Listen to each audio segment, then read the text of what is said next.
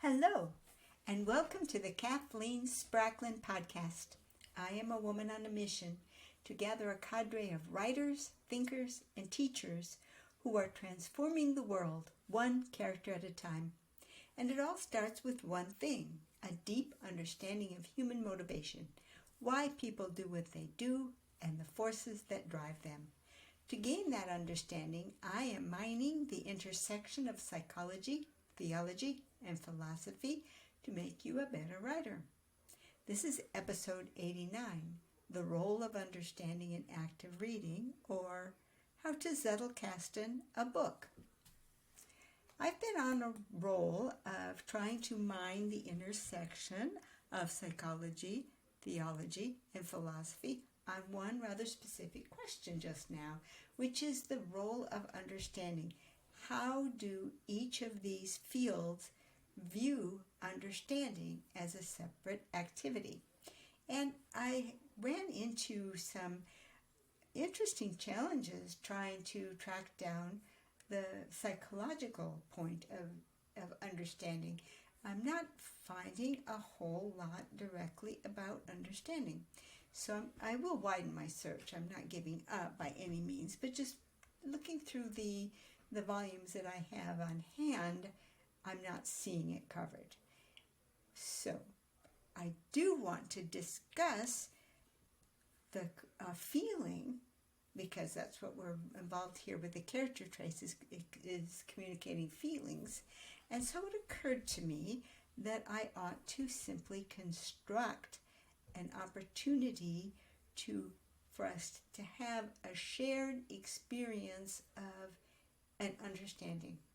And I can't imagine a better way to engineer that than using a Zettelkasten. The concept that I'm going to be going after is the idea that anyone who keeps a Zettelkasten will tell you about this phenomenon. And if you get them going, you won't be able to get them to stop talking. It's very animating. And it's the idea that you can have a complete, full idea that totally fills your entire mind. It's so complete and intense and exciting. You make some notes and you put it in your Zettelkasten. Later you have another idea. Oh, it's also wonderful, complete. It's fantastic. It fills your whole mind with the understanding of this wonderful idea. You file this one in your Zettelkasten. Oh, there's that previous one. And you have this incredible experience of one idea that you got in your mind from today that's enough to fill your whole mind, just that one idea, and you bump into another one from the past, and suddenly it comes to life as well, and suddenly your brain is holding twice as much information as you ever thought it could. And it's like, whoa, you feel like your brain is just like, how am I even doing that?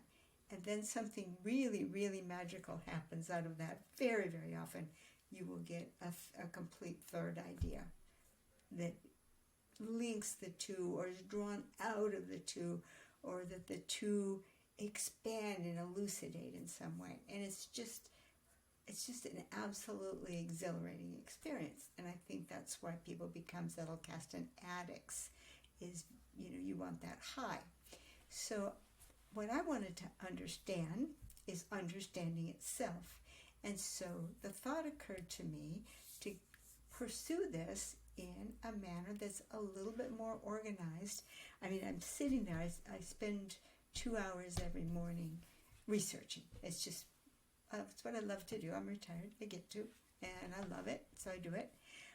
And my original thought with this podcast is, well, when I do this in the morning, I'll share with you in the evening.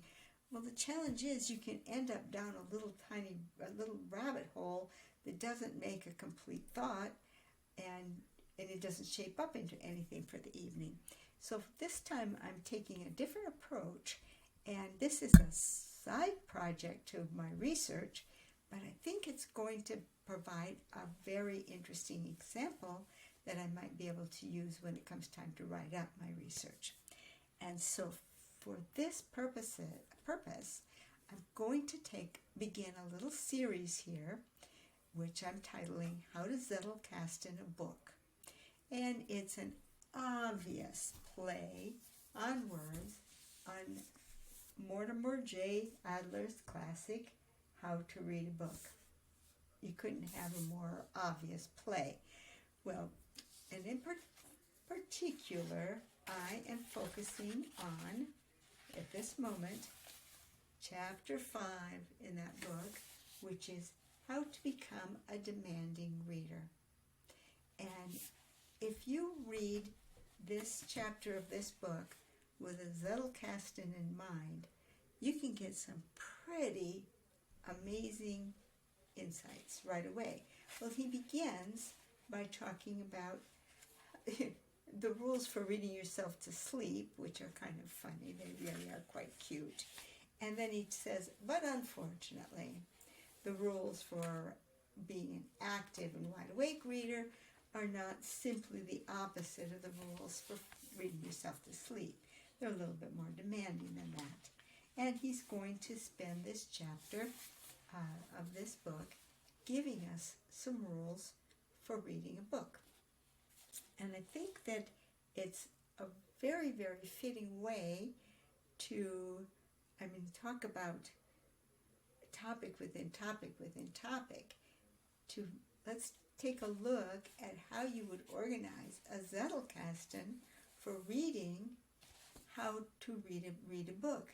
Because this book, if you read this way with the Zettelkasten, you will be doing the active role of the demanding reader that Adler pushes so hard for you to do. So that's where I'm going to be. I'm going to be starting in chapter 5 of Adler's book. If you have it handy and you want to get it out and freshen it, this is kind of a companion to it. I believe that this book is so familiar to people that once I get started on talking about concepts, even if you haven't read it in a while, it will come back to you. So what I'm going to do today, just as a foundational thing, is I'm going to have us make our first card to go in the Zettelkasten. Okay, this is what's called a bib card. Bib card is short for bibliography card. Surprise, surprise. And I want to begin by telling you how I number, alphanumeric here, how I number my bib cards. I have a convention for naming a bib card. I always begin with R dot, and the R dot tells me that this is a reference, a bib card. I love to have pens of whatever color I need. Oops, I'm throwing them all around so I won't be able to show them to you. I keep a handful of different colored pens handy as I read. And in particular, I always use a red for my bib card notes. Don't know why, but that stands out to me then to tell me that that's a bib card. And this is the first bib card.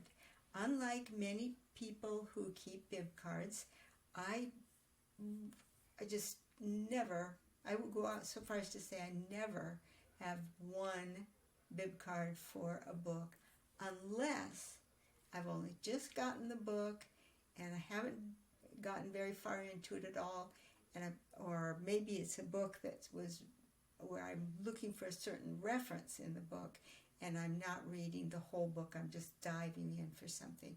That very rarely I will have just one bib card for a book. So here we are with the title. Now let me tell you how I do mine. It's very handy and it will very quickly bring back to mind the title of the book without having to write the title over and over again.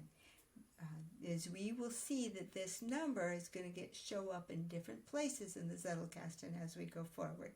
So it's a number that will be reused. My convention is I use the first initials of the author's name, Mortimer Adler, then an underscore, and then the first letter of every key word in the title. So this is just Mortimer Adler, How to Read a Book. It couldn't be any easier for the nickname.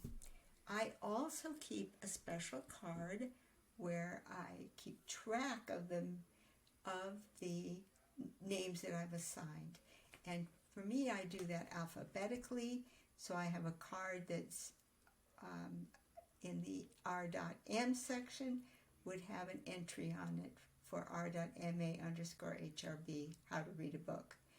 And that sometimes I pick up a bib card and it's like the middle bib card, or more often I have a card in my Zettelkasten and it's got that for a reference, and the name won't pop back into my mind. I can go there and very quickly, oh, how to read a book, of course. So that's how I name them, and tomorrow I will actually show you an example of what is running late, so I don't want to spend too much more time on this. In fact, I'm past 10 minutes, so that's my cut point. We'll have to pick it up tomorrow. I will only say that what you put on the first bib card is everything that you need to be able to reference that book, depending on how you're using it.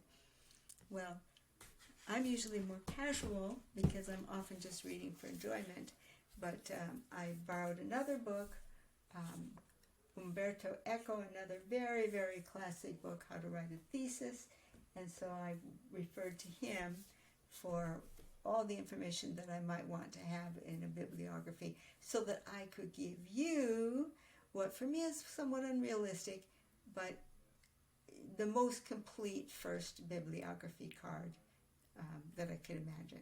So this is the front side of the first bibliography card, and we will pick this topic up tomorrow. I am running late. Sorry to keep you so long. Bye-bye for now.